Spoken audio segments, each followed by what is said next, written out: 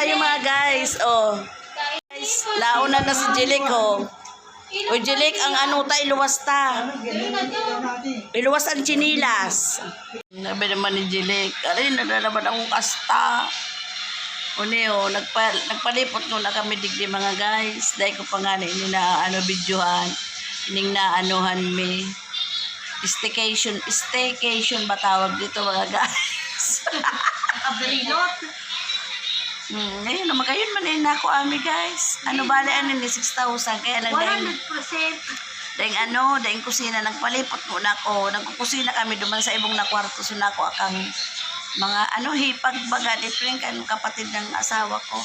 Tapos bali kwarto sa na inita. Ano kaya kami duman surusuan kaya lang ko ako ning sarong kwarto mi. Ayan o.